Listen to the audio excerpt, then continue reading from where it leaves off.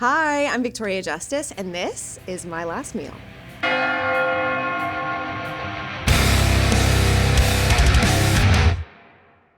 Every person has exactly two things in common. We all gotta eat and we're all gonna die. Today's guest is an actress and singer who you might recognize from Suits LA, Victorious, Zoe 101, or perhaps you just watched her stalk Jennifer Aniston in a bathroom stall once. Victoria Justice, welcome to the show. Hi. Hello. Hopefully no one else saw that. It was there for that. That was. So we bumped into each other outside the bathroom earlier, but tell me what happened with Jen Aniston. No, I don't know. That was so funny. I was like 10 at Casa Vega in the Valley, and I had just moved to LA, and so I'd never really seen celebrities before, and I saw Jennifer Aniston, and she went to and I was such a 10-year-old weirdo. She went to the bathroom, and I was like, I'm gonna go to the bathroom too. Solid. You know what I mean? It's just being such a stalker. And then she's in the bathroom peeing, and I'm like, you and Brad make a really cute couple. And she's like, thank you. Did you peek your head underneath the stall? Dear God, no. Listen, as a 10-year-old, isn't weird, sure. It's more adorable than weird. Yeah, no, but. Running into celebrities in LA bathrooms, though, is a rite of passage. And my only story is with former Lakers legend Metta World Peace. He and I both couldn't figure out how to use the sinks at Fogo de Chao, and so we both made a pact to just not wash our hands and leave and go back to the buffet. And this is the first time I've admitted that to anyone. That's amazing. Anyways, welcome to the show. Thank you so much for coming on. Thanks for having me. I'm so excited to be here. I'm genuinely a fan of the show, and so I'm nervous and all the things, and this is just an honor. So thank you so much for having me. Truly, the honor is all ours. And you have a fantastic meal planned. Had you thought about your last meal before? I actually have thought about my last meal before. My mom and I were very close. My mom is a super inquisitive person, as am I, but she kind of takes it to the next level. But we're always asking people, what would your last meal be if you were on death row? What would it be?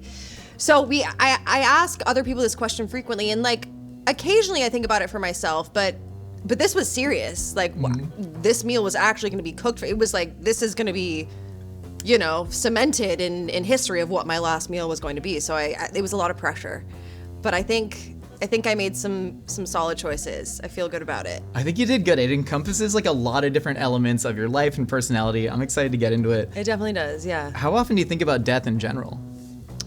I don't think I think I think about it in the way of tomorrow is not promised. So I think I try to live every day with you never know. This could be my last day here. I could get hit by a car, God forbid. Yeah. Anything could happen to me or any of my loved ones. So I try to live life in such a way where it's okay, try to make the most out of every day. But I don't think I have a ton of anxiety about the fear of actually dying. I think I more so have fear about my loved ones dying.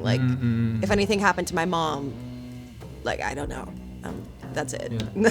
Have you always been like that? Really kind of centering other people instead of yourself in that way? I think so. Yeah, I think so. I think I'm such a family-oriented person, and I think the concept of death has never paralyzed me per se, but the idea of losing the people that are my support system and that I love so dearly, that terrifies me. Well, I think you have a long way to go until that happens. And also Thank we you. Can send leftovers home for the family so they can enjoy it. Oh, that's so nice. Thank you. You ready to eat? I'm ready. Let's do it.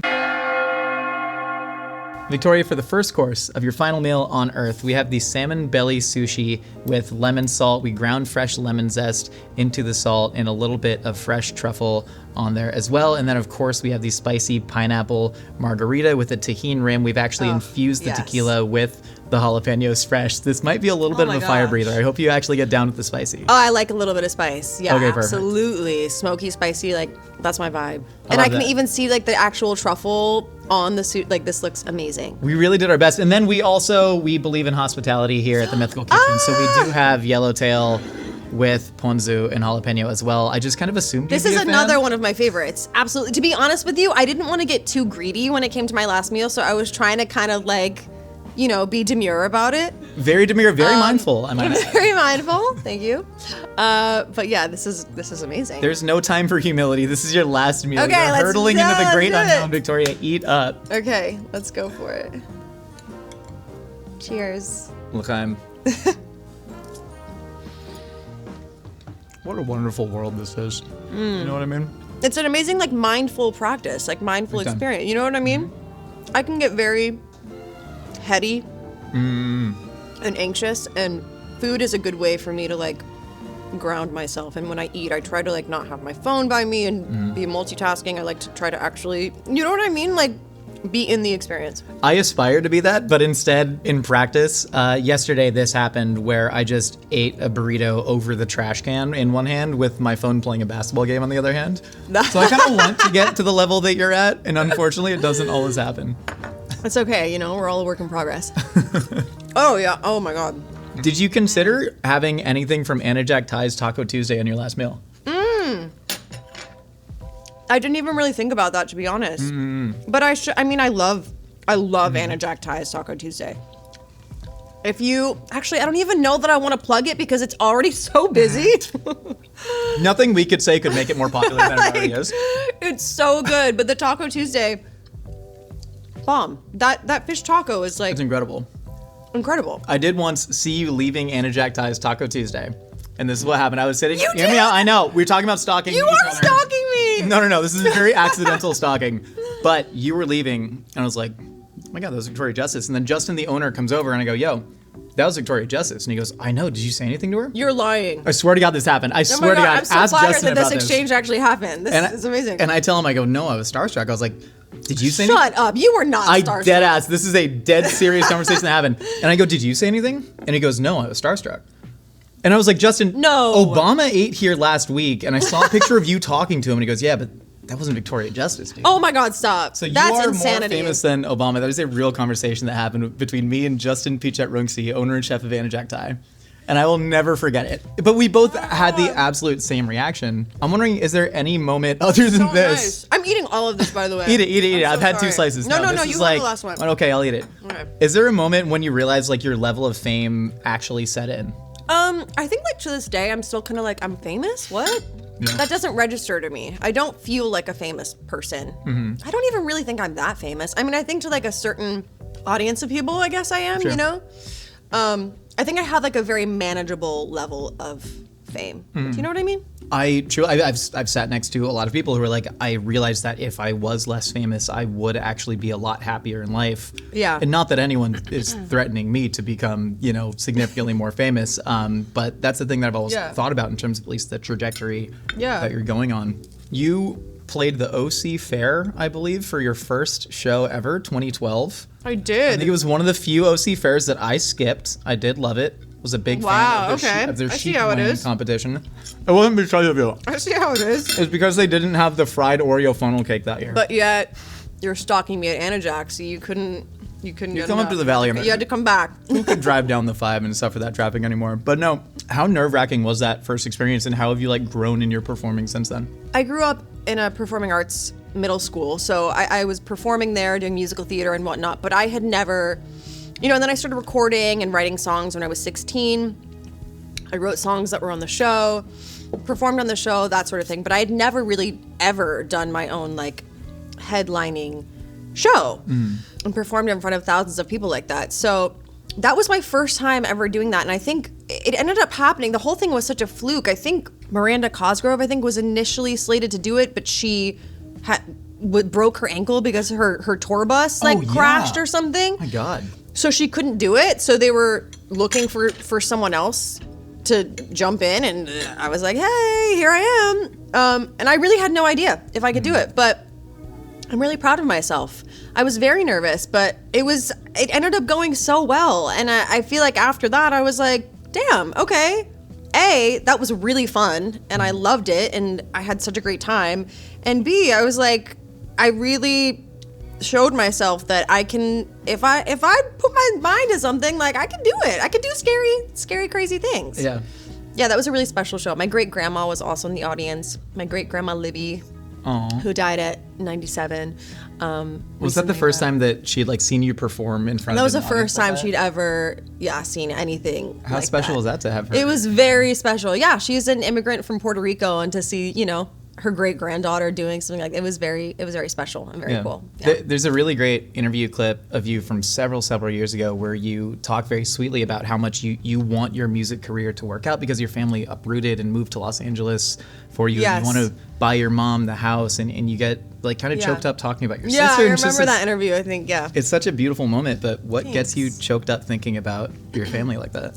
I mean, I think I just feel so incredibly lucky to have a family that supports me in the way that they do. I mean, my support system is truly incredible. And I feel like there's not many parents that, you know, would believe in their 8-year-old kid's crazy dreams enough to be like, okay, let's uproot our lives in Hollywood, Florida, which is where I'm initially from, and take a chance and see if my kid can make it in show business in Los Angeles, you know what I mean? Like at 10 or 11. And so they're just the best ever. They're just the greatest people. They're grounded. They're normal. My parents are so normal. They're normal middle class people. They give it to me straight. They're not yes people. My mom's like to a fault, like too blunt with me sometimes. I'm like, can you just lie to me maybe a little? Because I'd love if you just sugarcoated this a little bit. She's very blunt, but you know, it's good. No, that's beautiful. Yeah. Have you gone in on this? Oh, I have. I didn't choose you. I was so rude about that. Oh, that's delicious. Oh, it's so good. Tell me about your new music, because you took a 7-year break from releasing music, which is a hell of a long time to take a break from something that you seem to very, very much deeply love. Yeah, a long time. What was behind that break? I was signed to a record label when I was younger, like during Victorious and post Victorious. And I think at the end there, that whole situation just got a little wonky and wasn't what I wanted it to be. I think creatively we weren't really, I write all my own music. I co-write, but I like to be involved. I want my music to actually reflect a part of who I am and what I have to say and, you know, my truth in some way or another, you know, and not just have songs handed to me. And not that there's anything wrong with that, but no, talk your shit, dude. Talk you know your what shit. I mean? You're here. It's your last meal. And they just weren't really. They were kind of wanted me to put out this one song that to me just sounded like any kind of girl group. It just felt generic to me, and so that was kind of a thing. But they were like, just put your voice on it. Like, let's just see how you sound. And I was like, if I do this, you're obviously gonna be like, that's the one we have to put it out. And that's exactly what happened.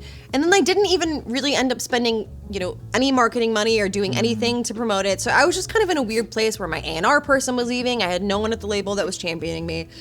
So that situation kind of fell apart.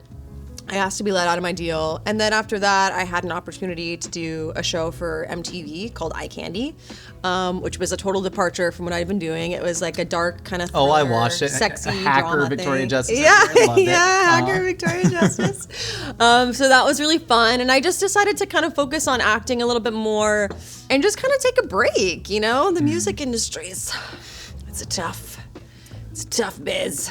Oh, when has the music industry ever screwed anyone over? Who's ever heard of that before? What a crazy idea. Yeah. But so much of your new music, looking at like Raw and even, you know, Treat Myself Down, it's like, seems like you reclaiming a sense of self. Yeah, I think it's been a cool way to kind of I can do whatever I want now. I can put out music whenever I want. I can say whatever I want. So that's been liberating and cool, but also hard. Why does the song She Used to Be Mine by Sara Bareilles make you cry? Oh my God, I love that song. You really do. Like, I've watched the show before and people are always shocked at like the information that you find out, and you really do have some deep cuts in there. Like you really do know the nitty gritty info. But somehow people never think personal. that I'm going to know anything about them when they sit here, which is the weird thing to me. No, but because it's like things that in any other interview I've done, no one would ever bring that up or know that. And that just feels like such a personal thing to me because I have a specific memory of singing that song, and sometimes it just those lyrics just hit me and it feels so relatable that I started to cry. I don't know, it just really affects me, that song. I think there was this younger, carefree version of myself that once existed, and she's still in me, absolutely, and comes out from time to time. But I think when I sing that song, sometimes it just makes me reflect on like a version of myself that I feel very nostalgic about, that I think I don't know, it's not that she's gone, but she's not, I've morphed into a new, more complex version of me, but that version was more simple in a sense, and I think I miss parts of that. And either way, we can't turn back time, so yeah, hurdle forth. Cheers to drink that. Some pineapple margs. Yeah, right? Along the way. Wow. Victoria, for course number 2 of your final meal, We have the tostones with the garlic sauce. Oh, And then we have yes. the frijoles and then the arroz con gandules. But By then, the way, I love that you have that it's arroz con gandules because I was gonna mention that, but I was like, I don't want to make it too complicated. But this is like authentic, like Puerto Rican. you're more famous than Obama. You got to start like you can demand No. the things that you want, you know. And then we This have beauty. the whole pernil roast right here. We thought about breaking it down and shredding it, and then we're like, no, we need to serve the whole thing with the machete. Can I slice you off some? Do you want Oh the my skin? gosh, yeah, sure. I'll take Just, a little if you skin. want to like kind of just like shield your eyes real quick. Oh yeah. Thank you. Wow. You gotta hack through the skin. There we Oh. go. That is beautiful. So this is a 4-day marinade in mojo de ajo, a little bit of sour orange right there, and Oh then my a whole gosh. lot of garlic, tons of fresh herbs. Roasted it for about 8 hours and then popped it in the broiler to get that skin nice and crispy. You can actually see the marinade inside of it. Oh my gosh, this is unreal. This truly is like one of my favorite meals ever. I love Latin food so much. And like growing up in Florida, I feel like I had access to a lot more like Cuban food where you can get, you know, this kind of thing and Puerto Rican food. But in LA, it's mostly Mexican food, which is great, but there's not as many There's Puerto Rican or so- Cuban restaurants. So you know? so little like islander Yeah. cuisine, like so Yeah. little Caribbean. That's so good. We harmonized our mms. We did. I realized that was incredible. Tostones are truly one of the world's great foods. This is just a whipped garlic sauce right here. Most people don't know about tostones. They know about plantains. Plantains are much more commonly, I love that you pronounce it plantains, by the way. That's like such a unique islander Platanos. thing too. you know, but a lot of people don't know about tostones, and tostones are actually my favorite. I like them more than plantains. I want to talk about your newest movie that you have out, California King. Your first yeah. line on screen is "shitbag sucking piece of shit son of a." Oh, Victoria, yes. how much have you enjoyed leaning in to most adult roles, especially after being on kids TV for such a long time? I've loved it. It's so much fun. A part of that maybe kind of always sticks with you of growing up and having to knowing that you're carrying like a brand on your back, basically, like a huge company like Nickelodeon, and making sure knowing that you are being viewed as a role model to a lot of young people and being on the cover of teen magazines and whatnot and that sort of thing, like Sure. having that sort of pressure and wanting to live up to those standards and carry all that well, I think never kind of like leaves you. I think there's always a part of me still, like even sometimes when I curse where I'm like, is that okay? You know what I mean? I don't know. Not really though. Like I feel like it's kind of been like a natural progression as well. I ended the show when I was 20, and so I was very much like an adult at that point and ready to kind of also just move on and do more adult things, you know? I want to go back to when Victorious started, because you kind of got your start on Zoe 101 and then got to like basically pitch your own show from scratch based off your own life experiences. I which, did, yeah. One, at that age is like really rad to just have that pitch ready to go. And two, I imagine puts a hell of a lot of pressure on you. When you launched Victorious, what were your like expectations for your life and career at that point? Because you must have had tons of adults telling you that you're going to be world famous, you're going to be making $20 million a movie. And I can't imagine internalizing that, especially as like a young person. I don't think I put a ton of pressure and expectations on myself. I think I was still so young. I was 17 when the show went into production. I think really, I was balancing like being given this incredible opportunity and being given my own show at that age is like winning the lottery, right? Like I grew up watching, Lizzie McGuire and people like Hilary Duff and Amanda Bynes, and now it was like that I was getting given that kind of opportunity, which was mind-blowing and insane. And so I think I was just so grateful to be there and to have that chance and work and make movies. I don't think I ever really thought, I think I was also just like balancing being a normal teenager and like Sure. balancing it all. It was kind of a crazy work schedule. I was flying all around the world like promoting the show and doing this and recording and learning choreography and then filming a movie, and it was pretty nonstop. So I just kind of kept going. I was just in go mode. There's a TikTok that was posted very recently that has gotten several million views that said, "In another universe, we didn't fail Victoria Justice as a society. And Oh my she became God, the pop aw. star she deserved to be." And that seems to be That's very sweet. a big prevailing sentiment among fans, that you dealt with so much bullshit at the end of Victorious when you were such a young person. Yeah. And that there's an alternate world in which you are having platinum album after platinum album. It's very sweet. It is very sweet. It's Does very sweet. any part of you yearn for that, or do you think maybe you dodged a bullet in a certain way? Because it seems like you are living such an awesome life. I really am living an awesome life. I love my life. I'm so grateful for my life. I have incredible opportunities. I just feel so grateful to be able to I really am living the life of my dreams, you know? Not everyone can say that, and that's such a blessing in and of itself. I still haven't given up on that dream of like putting out my dream album and like working with some of my dream collaborators and whatnot. It's very nice that people say that. That's very sweet. There was like such a time for so long on the internet where I feel like people hated me. I kind of didn't know that until I went back and researched. It was like but it holy was shit. a thing. But it can really be a ruthless place, and it's really like mob mentality is such a real thing. What do you think was behind that hate train? I don't know. I mean, I think it was the media in the sense of like, I don't know. There was like that whole, I'm sure you've done the research of like the meme thing of like from when I was like 16 or 17 years old or something. And I don't know, whatever, that whole thing. Is that the We All Sing? Yes, that. In Sings, it's 3 words spoken by a teenager. Yeah, I was like, and it wasn't, and first of all, it's factual. We did all sing, okay? What do you want from me? Speaking the facts. No, but it was still in this whole narrative, because I think the media outlet that put it out put this whole spin on it. Yep. And man, I don't know, it must have been a really slow news day for them, because I swear to God that I think when they published that, I don't even know how many years later it was. I was like way into my 20s from an interview I did when I was like 16 or something.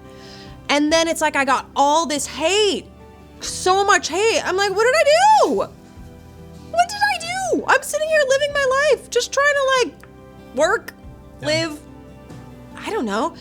It was wild. I got so much hate, dude. I got like death threats. I felt bad for my mom because she was looking at all this stuff online and she was freaking out. And I'm always kind of like, oh, whatever. Like, people are going to say what they're going to say. But yeah, it really took on a life of its own and became a thing. And now I think it's like funny, and I don't care. I'm in on the joke. You know, I even say it myself all the time, like, you know, whatever. I don't care. But yeah, it was definitely a thing where it was like, the internet hates Victoria Justice right now. And your mom's ready to pick up a spear and start hitting the streets. She was ready. Taking bodies She was ready, yeah. Victoria, for course number 3 of your final meal, we have the world's most beautiful loaded baked potato. It's actually stunning. Butter, chives, cheese, bacon bits, the whole works. We got the 10-piece original wing from KFC with KFC coleslaw, the most underrated side dish in the entire world. Oh my God, it's the best. And then the IBC cream soda. The best! Dig in. I mean, cheers. This is good for the soul, this meal. When's the last time you had one of these? Oh man. It's been a long time since I've had one of these. And these remind me of my dad, actually. My parents got divorced when I was really little, like a baby. But I love my dad, and I see him from time to time. And whenever he's like a Southern man, he was like born in West Virginia, raised in Alabama. So I feel like all of this food, like my mom is always making fun of me, telling me that I have like hillbilly taste because I think I inherited all this from him. I just love it. If hillbilly taste is wrong, I don't want to be right. Right? That's what I'm saying. The KFC coleslaw is definitely the most aggressive pick in this entire meal because you think people hate this. I love it. Who can hate KFC coleslaw? Show yourselves. I know one of you does. No, in the comments. Be brave enough to show yourself. I do understand the criticism. If you look at it, Why? you could almost drink it like a shot if you wanted to. What's wrong with that? Listen, I'm not saying it. I love it. What do you do with the leftover liquid at the bottom of the coleslaw jug? I actually use it. I put it on my skin. It's actually really good. I was gonna ask for your skincare routine. Youthful glow. No. Korean skincare. Can you imagine if that was my Fried secret? Skincare. That would be crazy. And what about the loaded baked potato? This might be a first that we've had on the show in like 55 episodes. Okay, so when I was younger, I loved TGI Fridays potato skins. And so I feel like this is like the classier adult version of that kind of. But I'm telling you, I really do have kind of like weird like hillbilly Southern man taste. I don't know. Ever since I was little, I would like beg my mom to buy me hungry man dinners for like dinner. I wanted the like fried chicken. Yeah, I don't know. It's just my taste buds love it. I'm imagining you going home and just like sitting down with a Miller Genuine Draft, in like a dirty white tank top, got a Ford trucker hat. That's on, what I do. Hungry man. I love that for you so much. It's a side of me no one ever gets to see. It's the real me. I want to ask you about a movie you did called Afterlife of the Party. Oh yeah. You played a dead person. I did. Yeah, that was fun. You're a 25-year-old party girl who has to sort of reckon with her selfish life to then get into heaven. Did any part of that make you like think about mortality very seriously? Because it does actually get very serious and sweet at the end. And then there's a lot of comedy of you hitting your head on a Lots of comedy. I literally die by hitting my head on a toilet seat, yeah. How I want to go and how I'm likely going to go. I'm always so paranoid. I tell my parents every night, I have to say I love you. To them, to my sister. Because, and I don't ever like to go to bed angry. I don't, I get in the worst fight with someone, but I don't ever want to go to bed without patching things up or letting them know like how much I care about them. Because what if that's the end? That's not how I want to go out. Yeah. I don't want any bad vibes going into the afterlife with me, It's so awesome to see like your mom's direct connection into the way that you think about the world. And you even like credit her in the song Hate the World Without You about your sister Maddie, which is so very sweet. I love that song. I think you once said, I believe you wrote this down in a beautiful book of poetry, but did I? Oh, this is a joke. Okay, go for it. You ruined the setup. Go for it. I was like, I don't think I've ever written. Sorry, Justice. Songwriting is like farting. Oh. When you push too hard, it's most likely shit. And there's something about... It's true. It's true. And there's something about that song that seemed to like flow so effortlessly out of you. Yeah, songwriting honestly kind of should be like a fart. Like no, it's true. Like if you're really like banging your head against the wall, like trying to make it work, trying to find like the right concept, it's just not, it usually just doesn't end up being it. Like my song Raw that I wrote, we wrote that in like a matter of hours. We wrote it in one night and laid down a scratch demo in one night. And that's how a lot of my songs end up being written. I mean, some of them take a little longer. You filmed Afterlife of the Party in South Africa? I did. That was so cool. Was it just in Cape Town or did you like go into different parts? We were staying in Stellenbosch, which is wine country. Hell yeah, Stellenbosch. But then mostly filmed in Cape Town. Yeah. Oh my gosh. And South Africa, so incredible. And the South African people are amazing. They really, I remember just like having the takeaway of like, they know how to live life. They were carefree and they were enjoying the little moments. And I remember there were moments of us just hanging out by the pool and our South African crew, because we were all living together at a hotel, like in a bubble. So it was the first time I'd ever really gotten to know like my cast and crew that well, because we were having breakfast together every morning. Like we were all isolated together in this bubble at this hotel with no one else there except us. But yeah, just playing guitar and singing. They were just like lovely people. Just love South Africa. I've also been, my family's actually South African, I think. Oh, really? So much, yeah. And so I went to Stellenbosch, drank all their Pinotage that they're so very proud of because they invented that grape in South Africa, basically. But I ditto with the people and how they live life, and I think so much of that is because that country has been through so much shit. Some of the most intense like world history that you can possibly imagine. Yeah. And so now there's a little bit of this kind of laissez-faire attitude where they're like, hey, there's a lot of problems in the world, there's a lot of problems here. We're going to have a good time. We're going to spend time outdoors. We're going to spend time with family. We're going to eat good food. I know. I love it. Listen to loud ass amapiano bass music, which absolutely rules. I freaking love it. Did you learn anything about yourself coming face to face with a lion? I don't even know. That was an unreal experience. We were at this, it was like a wildlife preserve kind of place. And truly, there was just a fence between me and these lions. Like I could have touched the lions.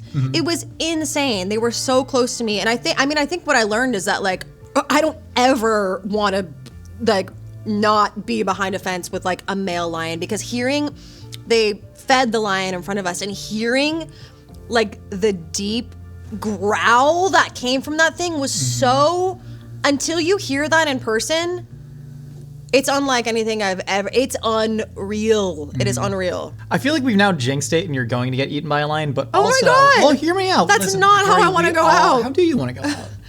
I want it to be like, I want it to be celebratory. I want like hopefully my kids at that point, my loved ones, my sister, my husband, you know, whoever. I want to be in like a room full of like lots of light.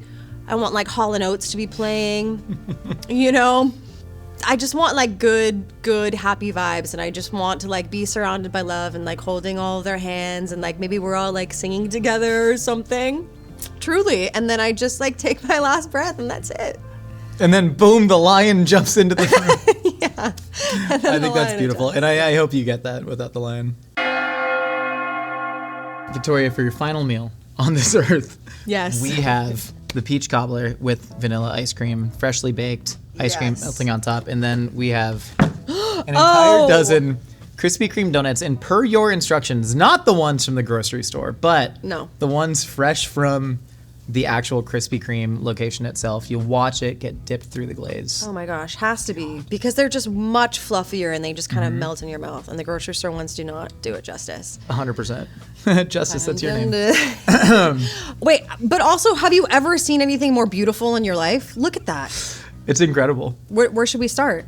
This is on you. This is your last meal. I want to start here because this is like really warm, and we've got the whole warm, cool situation. So I'm going to dig in here. If you weren't here, though, I know what I would be doing. What would you be doing? So I would take a donut and I would scoop this on top of a donut, and then like the peach cobbler. Yeah, on top of the peach donut? cobbler with a little bit of the ice cream saucing it. Yeah. Wow, and then might even decadent. put another donut on top. Oh my God, that's insane. Thank you. I am a revolutionary. That is actually insane. Oh my gosh. It's so comforting. You said once in an interview that you tend to have really dark dreams. I was wondering if you could elaborate on that. I'm not like a dream interpreter per se, but I'm like a little bit of an amateur dream interpreter. I think recently I had a dream that I was on some island and like we were being attacked by killer whales. And I just remember, and they were like really like vicious and like trying to get us, and they would like jump up onto like the area that we were on and just like keep like trying to grab us and drag us in, and they got one of my friends, and then like the whale swallowed my friend, and it was like one of those dreams that was so vivid that I truly like woke up the next morning and I was like, is Nakia okay? Like, is she in the belly of a whale right now? It was so vivid. My dreams have really been so bizarre and vivid. I don't know. One time I was going to a Taylor Swift concert and cars were falling from the sky and like crushing everything around me. What does that mean? Interpret that for me. The car is obviously a metaphor for like modernity, feeling the crushing weight of modernity. And I think especially growing up in an era where social media had just been invented, you know, it's that kind of crushing down on you. And Taylor Swift, this person who acts like, you know, the weight of the world is not slowly crushing her and does a fantastic job of doing it. But I think that was your subconscious knowing that she's also dealing with that as well. I love that. It was like a subconscious cry for help from Taylor Swift. 100%. She's reaching out to you psychically. Taylor, it's okay. She's got you. Either that or you just like had too much sugar before bed. That's probably it. How have you dealt with grief in your own life? Also, please eat a donut. How have I dealt with grief? I mean, I don't know. I mean, when I lost my great grandma, Libby, that was tough. She was such a big part of my life. And then losing like my 2 dogs was also very hard for me. Why am I'm like, I feel so bad. No, eat the donut. Eat the donut. Yeah. Tragedy will always be here. Donuts are for now. I think this is how I cope with grief. The Krispy Kreme. Like, actually, yeah. a good way to you do know it. what I mean? Mm-hmm. What about you? My grandma passed away last year, and it was the first time where I truly understood the importance of grieving. And I think for me, the secret was like when you're dealing with loss, I don't know if you've experienced this with your, you know, great grandma or hell, even like dogs, of this feeling of having something inside of you that you just don't let out, right? I remember when my grandma was passing away, I had just this kind of phrase inside my head of like, you were the only one there, because she was the only one there for us for a long time. And I just couldn't bring myself to say it because there were other people around and I didn't want to stick out in this kind of moment. And I asked for a moment by myself and just said that to her, and she wasn't even conscious at the time, and I just started bawling. But it was the first time that I felt that big release of grief in a way. But I don't know, do you find yourself having those like emotional outlets of just letting things go? Because it seems like you have these anxieties about your loved ones and your family. Mm-hmm. Do you have that outlet to just kind of let it all pour out? Oh yeah, absolutely. I cry frequently. I'm a Pisces. We're like the most emotional sign, sensitive sign. And also, I love a good cry. God, there's nothing better than crying sometimes. I can't imagine, like, there's some people that tell me, like, oh, I haven't cried. I can't remember the last time I cried. And I'm like, really? Because I cried this morning. I know you became really fast friends with Christina Grimmie. And when she died, that shockwave was felt throughout so many industries. Yeah, that was shocking. How did you deal with that? And, you know, did you, I don't know, come away from that any different?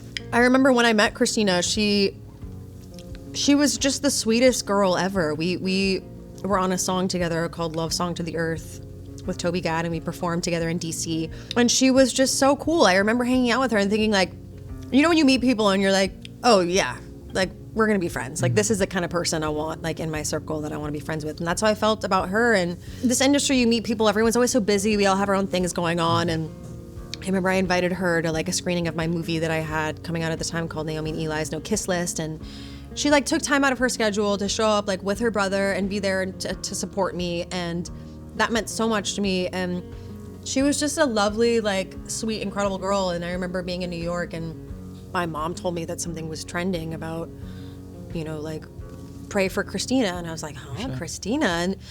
And then finding out all of that happened, it was terrifying and such a wake-up call. I don't know, you just have to be, you can never be too careful. I don't even know. It was just devastating that something like that can actually happen to someone that you know. And that, I don't know, it was just truly horrific. I don't even know. Yeah, I just don't even know. There's a freedom to me in letting go of being, I'm strapped into this airplane, we're floating 30,000 feet above the air. If a goose gets sucked into the engine, we're all dead, and that's totally fine. I don't know, there's almost something comforting to me about it, but that's probably because So you're not afraid of dying? I certainly don't look forward to it. Yeah. But I think it's kind of the most played out, common thing you can do. Mm-hmm. You know what I mean? Everyone's done it. At this point, it's trite. Mm-hmm. It's overplayed. Mm-hmm. You know? It's overplayed. Why even do it? You know? It's so basic. Yeah, be different. What do you think happens when you die? Interesting. I kind of just feel like